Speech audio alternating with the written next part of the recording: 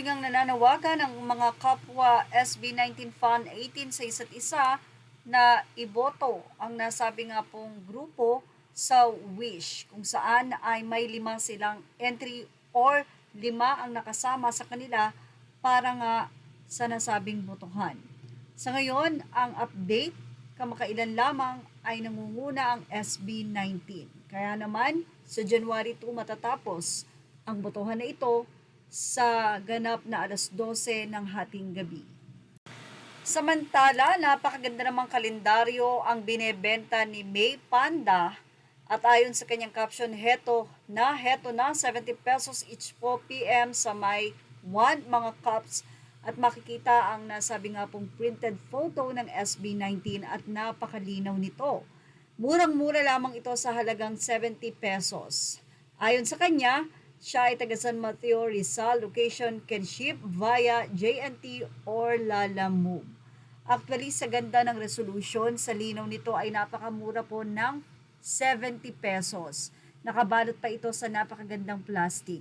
Well, para na lang sigurong tulong kahit papano sa kuryente, sa mga papel or sa ink na kanyang ginamit. Of course, marami agad-agad ang nag-inquire ng mga SB19 Fund 18 kung paano nga mag-order. So sabi nila, pa-order po kahit di ko pa nagagamit yung 2025 Kentel calendar ko. Hehehe, pabili po na votas. Nakalagay po ba ang birthday dito ng 5? Oo nga naman. Mas maganda kung nakabilog nga naman ang birthday ng bawat isa na membro ng SB19.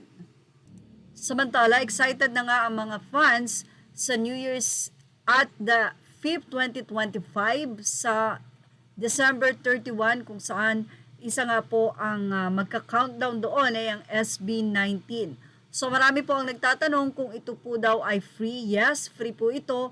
Kaya lang kailangan mo talagang magpunta ng sobrang maaga. Siguro mas maganda kung alauna ng December 31 ay nandun ka na para ikaw ay nasa front seat. So ito po ay magaganap sa Taguig sa BGC, Shangri-La, Gentle Monster, Ladure, PSE, nakalagay po dito, Stage Black, Stage 2 seated, Stage 3 standing 1, Stage 4 standing 2, Stage 5 standing 3, 6 standing 4, 7 general audience, and 8, ito po ay parang nasa green, LED screen. Ayon po sa update, wala po daw live, pero sana po magkaroon ng live dahil syempre ito po ay countdown, kaya naman yun ang hiling ng mga fans, yung mga hindi po makakapunta doon dahil hindi naman din talaga kayang i-occupied kung sakasakaling dadagsain ito. So for the safety, sana nga po ay mag-live din.